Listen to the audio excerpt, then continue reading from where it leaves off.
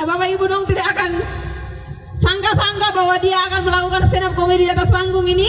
Saya berikan kesempatan seluas-luasnya panggung ini untuk partner MC saya malam hari ini, Jeffrey stand up comedy. Terima kasih kami untuk waktu yang diberikan. Jadi malam ini saya mau stand up comedy, mencoba untuk mengocok perut Bapak Ibu semua di sini. Jadi saya pertama datang di Kima-Kama, yang saya tahu bahwa di sini lumbungnya tua, dan benar terjadi bahwa saya pulang dalam keadaan mabuk. Kima-Kama itu kalau diartikan artinya siput punya kulit. Yang menjadi pertanyaan saya adalah isinya simpan di mana? Hah? Oh, isinya simpan di perut. Makanya namanya Kima-Kama. Kita mau ngomong soal laut, Bapak Ibu. Jadi mungkin ada remaja di sini tahu bahwa laut itu adalah salah satu tempat paling romantis. Iya tidak? Iya, laut itu tempat paling romantis. Tidak heran banyak kita lihat ada beberapa pasangan atau banyak pasangan yang kadang menghabiskan waktu pacarannya duduk di tepi pantai. Laut dan pantai itu dua hal yang tidak bisa dipisahkan. Tetapi sayang waktu itu saya pernah duduk dengan pacar saya di tepi pantai. Duduk sambil menikmati gelombang yang begitu bagus, laut yang begitu biru, burung yang berkicau begitu nyaring. Tiba-tiba saya bisik di telinganya yang membuat suasana jadi tidak romantis. Saya omong dia begini, sayang, iya sayang, bagaimana? Jangan lupa pinjam 100 buat isi bensin.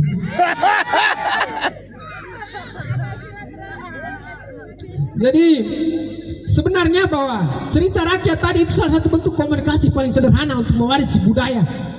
Itu kita harus akui itu. Karena kalau tidak kita warisi budaya, anak-anak kita pasti tidak tahu. Sekarang kita lihat, orang lebih suka goyang TikTok, ya tidak? Lebih suka goyang bento dibandingkan goyang dolo-dolo. Mungkin ada Bapak Ibu yang duduk di sini mungkin pacaran sampai punya anak. Sekarang ini mungkin jadinya di tenda pesta di dolo-dolo. Apalagi dolo-dolo kan mungkin ada bisa sampai 10 menit. Belum lagi kalau balas pantun lirik-lirik mata sudah. Besok datang ngomong adat. Orang yang lapin di Belis Mal, Bapak Ibu. Jadi saya tuh datang pertama di Loleba tuh saya tanya pertama tuh Belis, karena saya takut ini kalau macam-macam bahayanya. Jadi ternyata Belis tuh pakai kain sarung. Jadi omong kain sarung, ini saya tanya kain sarung yang biasa tidak, gadingnya seukuran kain sarung. Saya bilang oh, jadi kalau kita datang hanya modal gading dalam celana, pulang. Omong soal komunikasi ada satu cerita begini. Di sebuah desa itu kepala desa ini punya seorang anak usia kecil masih 1 tahun. Jadi bapak ini kepala desa, dia punya anak kecil. Permisi tapi dia punya anak ini setiap kali mau kencing dia harus panggil bapaknya untuk temani dia. Bapak, no mau kencing. Hanya karena bahasa kencing ini rasanya kurang sopan, dia ganti. Dia bilang jangan nih, nanti kalau bapak ada tamu, no datang omong kencing tuh omong saya bilang no mau menyanyi. Itu bapak tahu bahwa no mau kencing. Jadi anak itu meyakini itu. Dia bapak dulu dengan tamu, dia mbak anak datang, bapak, no mau nyanyi. Bapak langsung pamit di orang-orang tamu dari kabupaten, permisi saya antar anak nyanyi dulu, begitu. Kebiasaan ini berlanjut terus. Suatu ketika bapak ini ada tugas ke Kupang, titiplah anak ini ke tetangga, ke dia punya om. Hari berlalu, semua terjadi biasa saja. Tapi pada suatu ketika malam hari Bapak Ibu, jadi si anak ini mau kencing. Dia keluar dari kamar, dia berdiri di bawah kamar, dia omong, om, no mau nyanyi. Om bilang kan tidak tahu nyanyi ini apa. Om bilang, nyanyi apa malam jam 12, nyanyi apa? Naik tidur. Dia naik tidur. Tiba-tiba selang 5 menit dia tahan, terus bisa lagi datang lagi.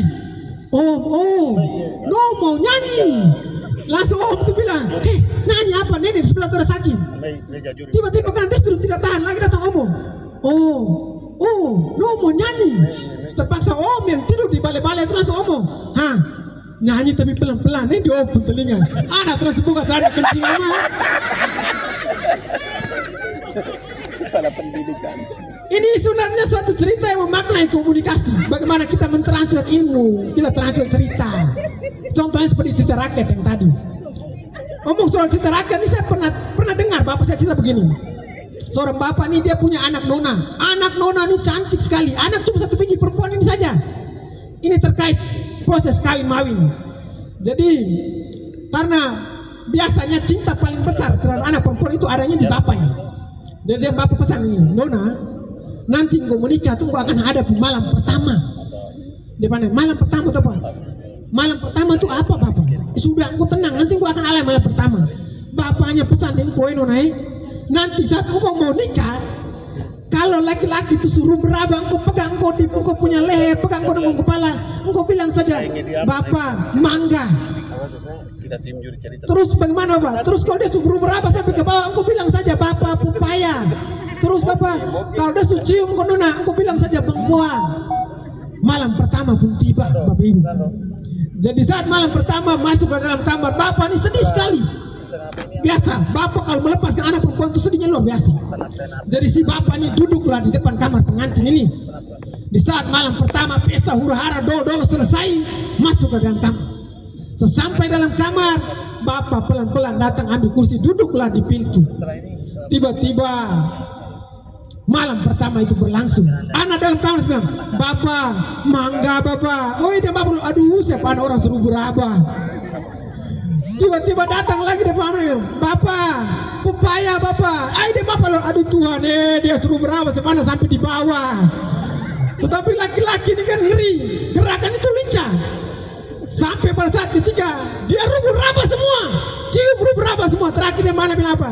Bapak, rujak bapak. Sekian dari saya, malam baik.